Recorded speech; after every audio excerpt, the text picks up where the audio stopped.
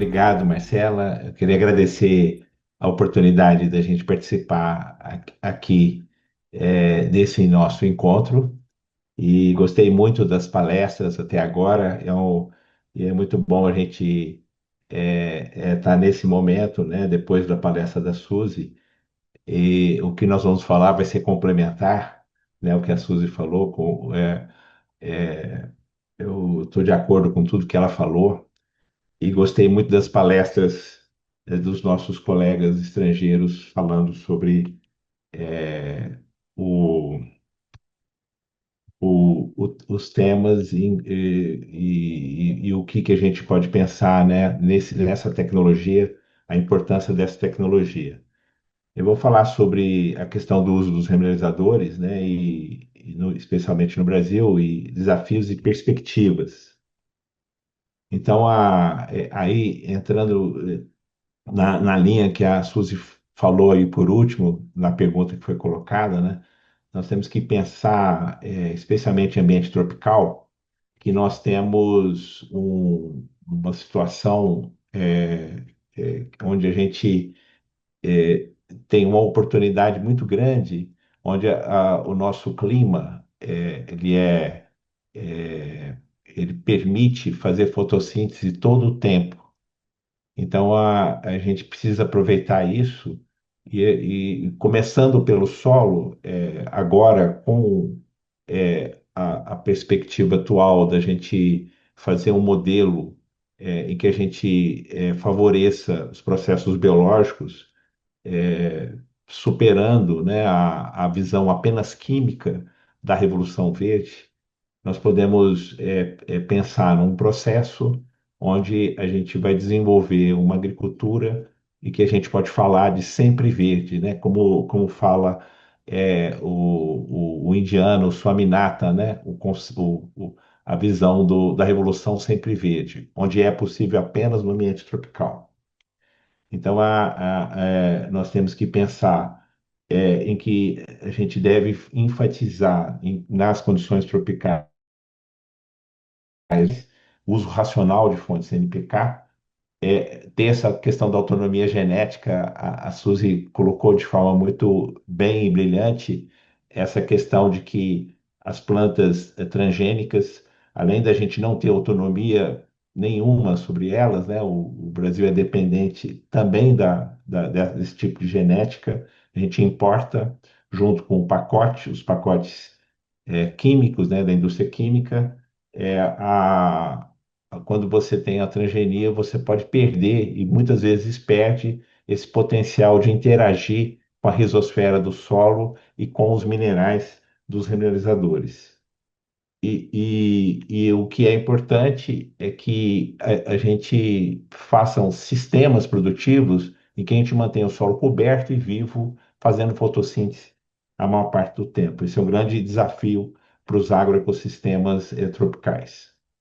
O objetivo nesse contexto é pensar, né, exatamente nessa visão que a nossa Maria Primavesi falava sobre a questão da saúde do solo.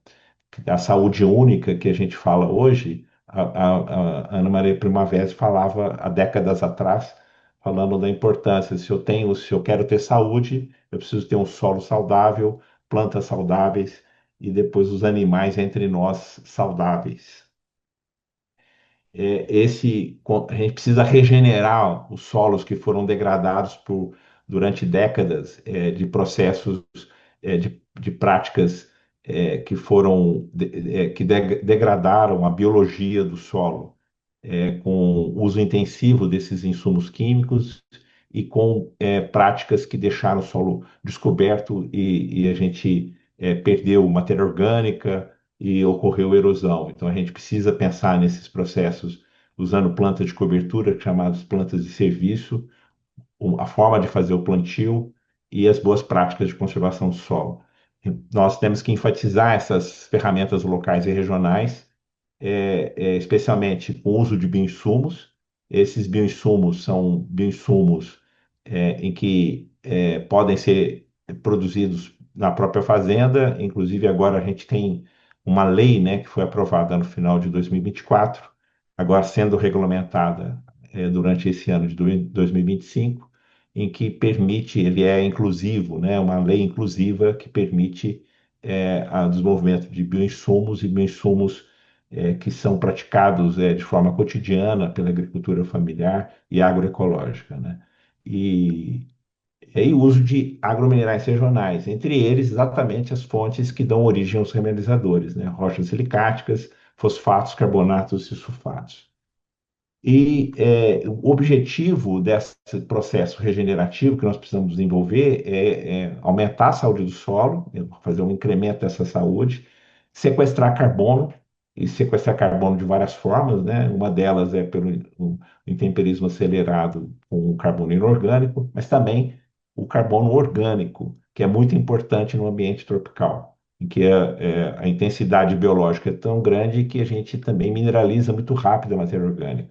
E aí existem algumas oportunidades quando a gente pensa com o uso sistemático dos remineralizadores, né? O aumento da biodiversidade e desenvolvimento muito importante de você criar o desenvolvimento de cadeias regionais, onde o recurso, em vez de ir embora para as indústrias que vendem esses insumos que vêm de fora, esses recursos ficar no próprio país. A gente tem essa dependência, isso já foi falado, né? O Brasil ele é responsável por 8% do consumo dos fertilizantes e é o maior importador do mundo e depende de 86% de todo o NPK utilizado. E a capacidade produtiva brasileira tem só diminuído, como bem mostrou a Suzy, e essa particularidade da nossa dependência, né, de insumos e tecnologias.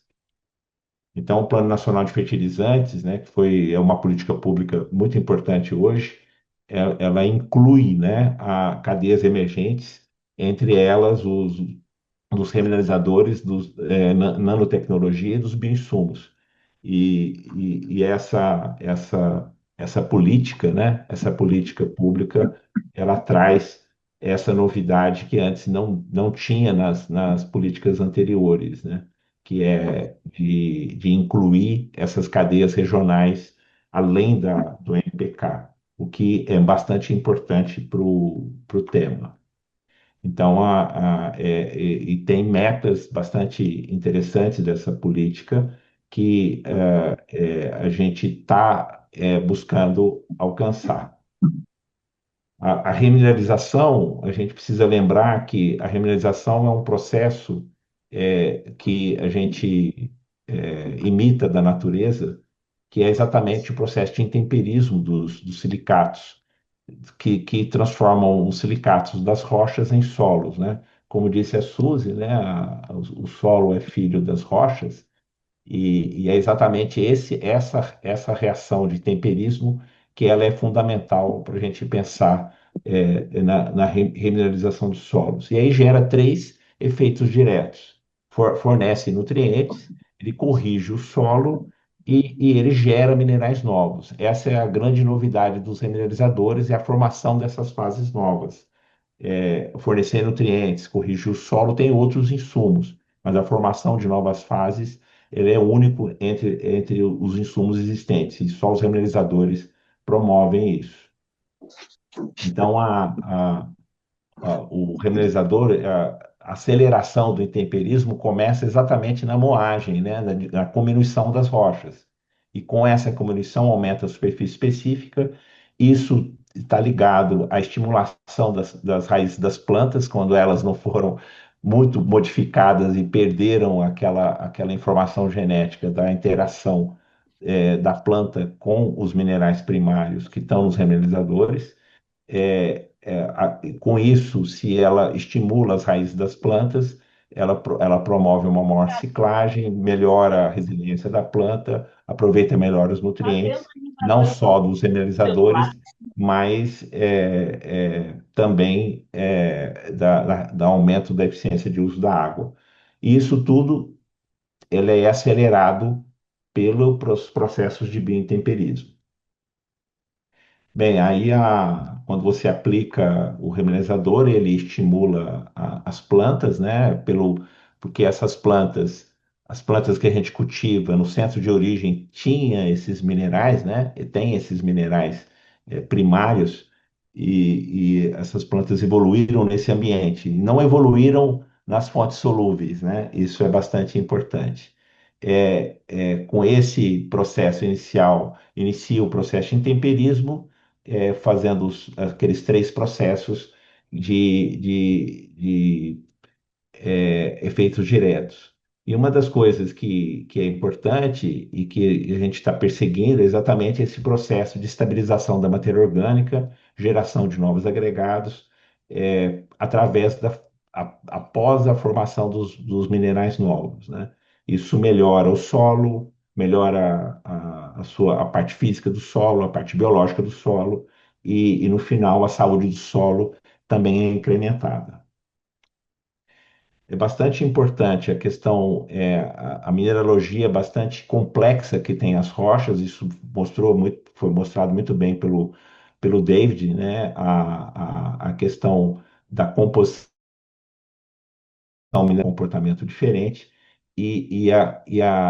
a questão da reatividade muda em função da composição do mineral. E isso está ligado diretamente ao tipo de mineralogia e a granulometria que vai ser gerada o insumo. Aqui mostra, né, um trabalho que foi feito de parceria entre Embrapa e Serviço Geológico, mostra exatamente o maior potencial, onde está o maior potencial a partir do conhecimento geológico e também das manchas de uso da terra. Onde está esse mapa de calor mostra onde tem maior potencial, exatamente onde está mais próximo das áreas agrícolas. E o que é interessante é que os produtos gerados até agora, né, os 79 produtos gerados até agora, eles estão principalmente nessa zona de calor maior, quer dizer, mostrando que tem muitos produtos que ocorrem muito próximos das áreas agrícolas, dentro das manchas de uso mais intensivo agrícola. E é muito importante a pesquisa. Isso aqui é uma pesquisa mais recente, mostrando o Mato Grosso, que é o estado que tem maior dependência de uso de insumos, fertilizantes, porque tem uma agricultura muito intensiva, essa do agronegócio, e aí mostrando onde que estão as fontes atuais, nos gráficos que estão à esquerda, e à direita o potencial de desenvolvimento ao longo do tempo, né? Essa mostrando também um mapa de calor, mostrando onde que essas fontes ocorrem e vão poder ser utilizadas. Aqui a gente mostra, né, que a gente tem já 79 produtos, 109 produtos, né, ao longo de todos os tipos de fontes silicáticas e mostrando aqui a distribuição por região, mostra que a região sudeste, sul e centro-oeste são as mais importantes, a região nordeste já tem 9 produtos e tem 2 produtos na região norte. Isso aqui é bastante relevante a gente é, é, mostrar, né, que existem dois tipos de carbono que a gente pode considerar no intemperismo de rochas silicáticas, né, do intemperismo acelerado. Tanto pode ser orgânico como inorgânico, né? Isso aqui, esse trabalho do professor Manning, junto com o Antônio Azevedo, né, e outros colegas, mostrando a importância dos dois tipos. E aqui uma pergunta, né, que é bastante importante, né, que tipo, a limitação do carbono inorgânico quando é o bicarbonato, nesse trabalho aqui, Roden e colegas, né, mostrando que em ambientes tropicais, quando você tem perfis de intemperismo muito profundos, que geralmente são as situações mais comuns, né, que a gente tem na agricultura, você tem um perfil muito profundo onde você muda o pH em profundidade, com pHs pHs muito ácidos em profundidade. Então a pergunta que coloca é o que acontece com o bicarbonato que é produzido no processo de intemperismo aqui acelerado na superfície, se ele encontra uma camada ácida embaixo. Então, eu acho que um dos desafios mais importantes do intemperismo acelerado é o que acontece na drenagem profunda do bicarbonato, né? Essa é uma pergunta bastante relevante. E a outra questão é que, em condições tropicais, como a gente pode ver nesse mapa aqui de um trabalho do Marcos Kleber, né, já de 2015, mostrando que os ambientes tropicais são ambientes onde tem maior umidade, maior produtividade primária e também o pH é ácido. São as condições necessárias para estabilizar a matéria orgânica. No entanto, o Marcos Kleber e os trabalhos e os outros autores consideram que a estabilização da matéria orgânica precisa estar associada a um mineral e ele considera que precisa ter intemperismo dos minerais primários, formação desses minerais de alta superfície específica, a geração das substâncias orgânicas geradas pelo decaimento das matérias que são matéria orgânica produzida pelo sistema produtivo, e aí sim a estabilização na forma de complexos organominerais. Então, o que a gente sabe é que em solos tropicais muito intemperizados, nós temos uma capacidade muito pequena de estabilizar a matéria orgânica porque nós não temos minerais primários. Então, aqui tem uma oportunidade da gente desenvolver uma estratégia da gente estabilizar a matéria orgânica em solos tropicais a partir do uso dos remineralizadores. Então, esse processo aqui, que seria o processo todo que a gente tem é, para a gente desenvolver, né? A gente tem que fazer um estudo agrogeológico, entender onde estão as rochas em relação à questão agrícola. Então, buscar, né, fontes que estão na mesma região. A gente tem que selecionar as rochas que são adequadas, gerar os produtos, tem vários desafios aí. Depois fazer o manejo e, com isso, gerar um solo, um novo solo, porque se eu gero minerais novos, esses minerais novos ficam no longo prazo no solo. E isso é bastante relevante do ponto de vista de processo. Então, está aqui a parte mais importante da nossa conversa, né? Quais desafios da remineralização, é, especialmente nas condições brasileiras, né? A gente tem nós somos o país que desenvolveu isso, regulamentou, desenvolveu e usa mais, né? Nós temos, é, utilizamos, como mostrou a Suzy, né, em torno de 9 milhões de toneladas, não existe nenhum país que utilizou o revernizador com essa escala. Mas a gente tem possibilidade de usar muito mais, né? Produzir pelo Plano Nacional de Fertilizantes alcançar 70 milhões de toneladas anuais. Bem, a gente tem desafios culturais, existe um preconceito científico, que é o pior preconceito que pode existir, né? O pessoal que não estuda e nunca estudou e tem afirmações desse tipo, né? Que os remineralizadores são inertes, né? Entre aspas, né? Então, preconceito científico, combater, né? Esse preconceito científico que é o terrível, as pessoas que são que nunca estudaram têm opinião sobre o tema sem nunca ter estudado, o que não é da prática científica. O outro desafio cultural é de que os remediadores seriam somente fontes de nutrientes, o que também não é uma verdade, né? E que substitui o fertilizante, o que também não é a verdade, né? O fertilizante ele não foi feito para melhorar o solo, ele foi feito para fornecer nutrientes para a planta. São conceitos muito diferentes. O conceito de fertilizante, especialmente das fontes solúveis, né? Então, esses desafios culturais são muito relevantes. Nós temos desafios científicos, desenvolvimento de redes de pesquisa, cada vez mais, é isso que nós estamos buscando, né, A gente tem os estados que estão se mobilizando a desenvolver programas estaduais, temos esse plano nacional, é, e essas redes estão se fortalecendo para fazer estudos de protocolos e regionalização, de manejos.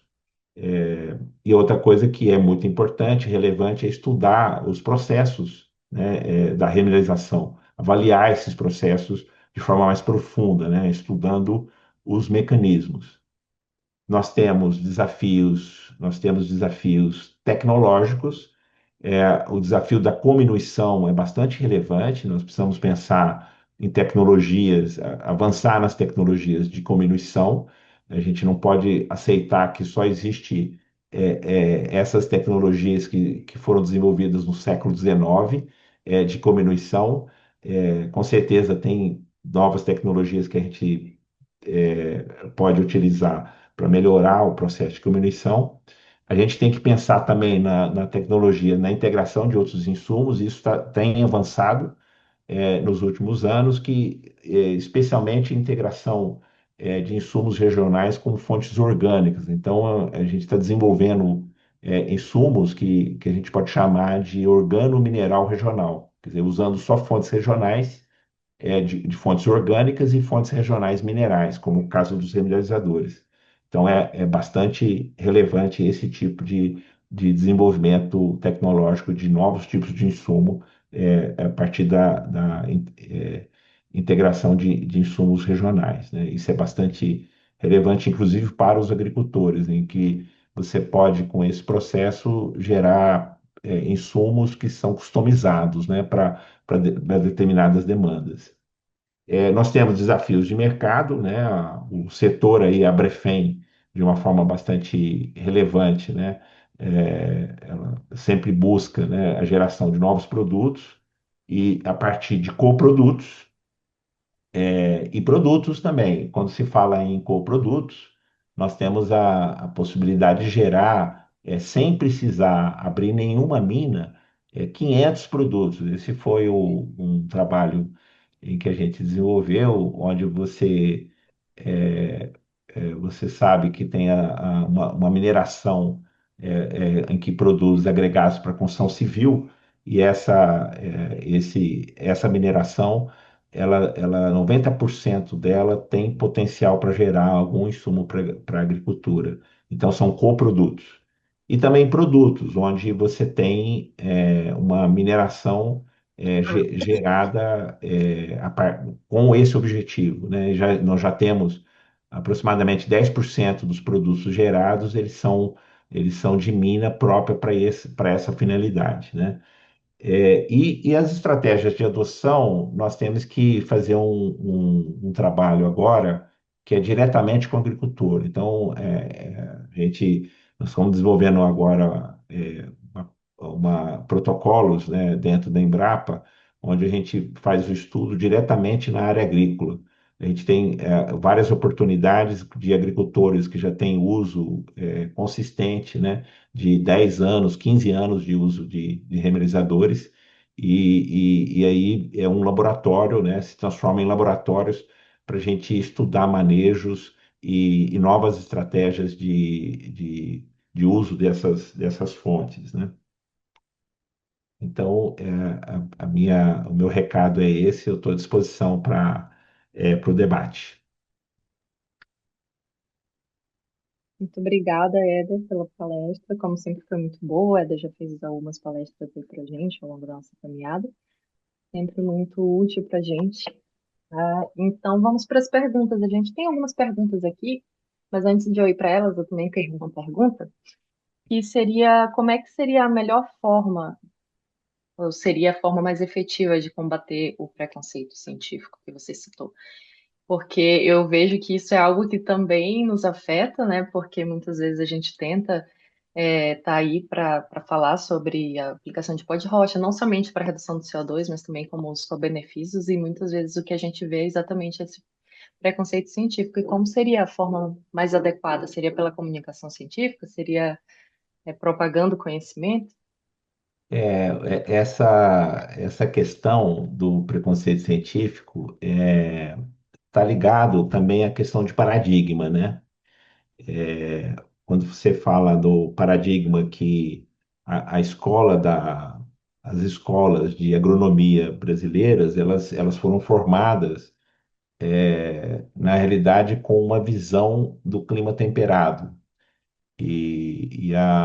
Essas escolas, os professores, né, fizeram essa formação lá fora. E quando a gente olha para essa visão, então trouxeram esse modelo, né? Houve uma importação do modelo da Revolução Verde no ambiente tropical e houve uma adaptação desse modelo no Brasil. E aí, quando você conversa sobre o manejo da fertilidade, ainda tem a visão puramente química. E por isso se fala em fertilizantes, que na realidade são fertilizantes sintéticos, solúveis. Então, a visão é de que, nesse paradigma, o que é eficiente, o que é fundamental para poder fazer o manejo da fertilidade são essas fontes solúveis. Então, existe um paradigma desse que é bastante. Que cristalizou a visão sobre a possibilidade de fazer manejos de fertilidades que são diferentes, né? E no ambiente tropical é exatamente um ambiente onde você tem maior potencial para que essas fontes de baixa solubilidade sejam eficientes, porque o processo biológico é mais intensivo, especialmente quando você faz boas práticas. Então, a questão do paradigma é muito difícil ser superado se a pessoa não se abre, né? Então, o maior problema do preconceito é quando você faz uma opinião, cria uma opinião sem você ter feito nenhum tipo de estudo. Esse, para mim, é o maior problema. Por isso que é preconceito, né? Então, eu admiro muito colegas que fizeram essa abertura e que foram formados na visão anterior e eles viram novos processos que eles não tinham percebido porque eles estavam imersos no outro paradigma, né? Então, eu vou dar um exemplo e agora eu vou citar um colega nosso, que é o Carlos Cruciol, ele é da Unesp de Botucatu. Ele faz estudos sistemáticos com os mineralizadores, é um grande pesquisador, e ele relutou a entrar para fazer pesquisa sobre esse tema, até que ele desenvolveu essa pesquisa através de uma tese de doutorado, que foi com a Miriam Tarumoto. Ela estudou basaltos, e o que é interessante é que ele fez uma pesquisa muito simples, mas muito robusta, o resultado, que foi a aplicação em faixas, em áreas agrícolas. Olha, ele fez a pesquisa numa área agrícola, ele trabalhou em faixas, aplicou doses agronômicas de 2 toneladas por hectare nessas faixas, e ele não alterou a adubação feita no caso foram os canaviais, em 3 ambientes diferentes. E os resultados foram impressionantes, porque ocorreram os solos com menor potencial produtivo foram os que mais incrementaram a produtividade, proporcionalmente. Então, exatamente nos solos arenosos que teve esse incremento, né? Ele demonstrou de forma bastante robusta, né, os resultados, mostrando efeitos agronômicos que ele falou isso. Existe um vídeo, né, na internet, ele falando sobre isso, né, ele explicando que quando ele viu os resultados, ele falou: agora são fatos, eu não estou trabalhando com hipóteses, né, eu trabalhando com fatos. E aí ele falou o seguinte: ele tentou pensar na perspectiva do paradigma que ele foi formado. Aí, o que que ele falou? Ele falou o seguinte: olha, tudo que eu não serve para explicar o que eu estou enxergando agora nesses resultados, usando, e no caso aí foram basaltos, né? Então ele falou, olha, tem que buscar o que que é que está explicando, o que que pode explicar esse fenômeno da remineralização, né? Então, ele começou a fazer um estudo sistemático e hoje a gente sabe, né, que para a gente poder desenvolver bem uma pesquisa sobre esse tema, ela tem que ser multidisciplinar. Isso falou muito bem o David, né, sobre isso, né? Ó, isso aí, para a gente poder entender, nós temos que usar expertises de várias campos da ciência. Então, da biologia, da biologia, da geologia. Então, agora o Cruciol tem uma parceria muito grande com os microbiologistas de solo, que também estão admirados com as respostas de mudança da composição biológica do solo pela ação dos remineralizadores, né? Então, assim, a forma de a, de combater esse tipo de preconceito é com muita pesquisa. Então, quem tiver, as pesquisas têm que divulgar, né? A gente tem que buscar publicar de forma cada vez mais assertiva, né, os trabalhos, né, a gente começou de forma separada, né, os geólogos começaram a fazer o estudo, sempre foi assim no início, os geólogos primeiro e depois que os agrônomos entraram, agora a gente começou a abrir, tem muitos biólogos agora contribuindo para os estudos. Então, isso está ficando cada vez mais robusto, muito difícil, apesar daqueles que não conhecem ainda falarem ainda continuarem tendo o preconceito, o tema está avançando e é assim que a gente consegue superar, né? Superar essas limitações de visão de paradigma. Certo, muito, muito obrigada. Agora vamos para as próximas perguntas, que é da plateia. Vamos começar com a do Alexandre. Éder, como são certificados esses produtos? Como se tem certeza que não contém metais pesados, asbestos, etc.? Ele está se referindo ao slide 3. Ah, não, isso é muito rigoroso o protocolo, né? Você faz análises bastante profundas, né? Químicas e mineralógicas. Então, basicamente, esses insumos, a gente tem, são três categorias de, de caracterização que você precisa fazer, né? Geoquímica, química, mineralógica e granulométrica. São os três fatores do insumo. E aí você obtém a análise e tem lá os limites para os contaminantes, né? A gente tem lá contaminantes bem estabelecidos e a gente tem também as garantias que os produtos têm que ter. Então, isso é bastante rigoroso no Ministério da Agricultura. A Instrução Normativa número 5 ela é bastante rigorosa. Então ela tem 5 filtros, né, que o insumo tem que passar, quer dizer, o pó de rocha tem que passar para virar remineralizador, né? Então ele passa por esse processo de forma rigorosa e só depois disso que ele é registrado. Então, como disse a Suzy, são só produtos registrados que são seguros, né? Então a gente não deve utilizar produtos que não são registrados. E cada vez mais a gente tem mais disponível. Nós temos 109 produtos, né?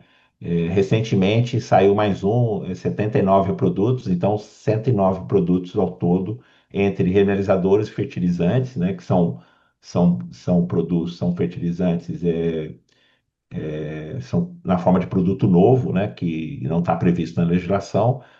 Você pode registrar como produto novo, também tem protocolo no Ministério da Agricultura, e que é necessário passar para você ter o registro como fertilizante. de origem silicática, nesse caso, né, que eu estou falando. E então, além disso, essas rochas passaram apenas por processo de comminuição, não tem outro processo que interfere, né, na produção. Então, o protocolo de registro ele é bem estabelecido, está muito bem estabelecido, cada vez mais claro, né? E agora vai ter avanços de modificação, mas sempre de forma inclusiva, né? Os debates que a gente tem feito ultimamente não é de modificar a legislação, mas sim de aprimorar no sentido de ela ser mais inclusiva, né? Então isso aí é algo bastante importante e relevante para a gente poder fazer a gente ter esses 109 produtos passaram por todos esses processos de forma bastante rigorosa. Certo, muito obrigada. A gente já está avançado aqui no tempo, mas eu vou fazer essas últimas duas perguntas aqui. Existem esforços, o André pergunta, da Embrapa ou de outras instituições no sentido de buscar plantas de cobertura melhoradas para acelerar o intemperismo, por exemplo, com exudatos específicos que acelerem o intemperismo?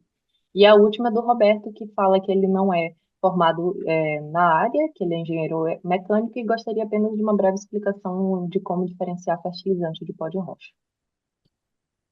Assim, então, a primeira, né? A primeira, na realidade, quando você, no ambiente tropical, se você faz uso de plantas de cobertura, a gente pode chamar, é, na realidade, plantas de serviço, né? Não podemos dar esse nome.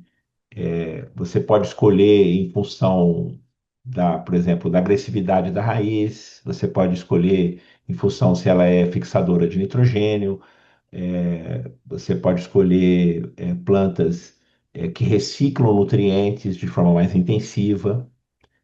Todas elas, inclusive as próprias culturas, né, ela tem um papel relevante na transformação dos minerais.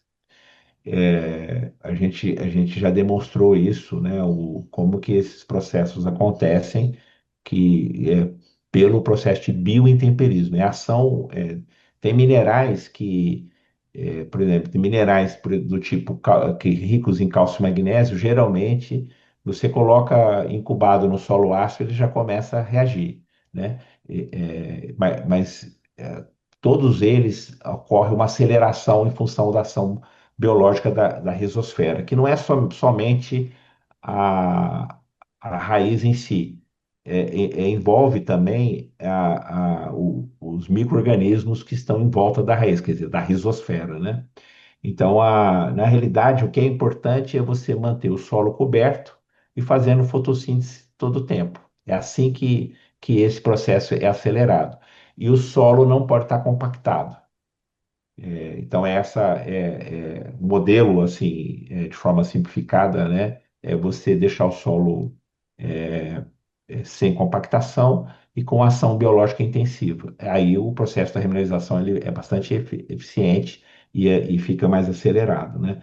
E essa outra pergunta, como é que diferencia, né? O remineralizador, ele tem esse protocolo, ele tem a regulamentação que tem uma característica. Primeiro, ele só passou por processo de cominuição, diminuição do tamanho de partícula, e ele tem essas características, que é no mínimo 9% de soma de bases totais, óxido de cálcio, magnésio e potássio, tem que ter no mínimo 1% de potássio, de óxido de potássio, tem que ter no máximo 25% de quartzo, tem os limites para os metais pesados, elementos potencialmente tóxicos, e ele tem que passar pelo protocolo agronômico, de mostrar eficiência. Se passar por esses 5 filtros, ele vira remineralizador de solo. O fertilizante não necessariamente precisa cumprir essas características. O que ele tem que demonstrar é que é uma fonte que fornece nutriente. Então, por exemplo, eu posso ter um fertilizante potássico derivado de uma rocha silicática. Não precisa atender o mínimo de 9% de soma de bases, Mas se ele tiver lá 8% de óxido de potássio e ele liberar potássio para a planta, então ele pode se transformar em fertilizante. E aí é outra regulamentação que entra, que é do produto novo, inclusive os metais pesados, elementos traços, são outros tipos de limites que têm que ser considerados, né? Então a grande diferença é essa.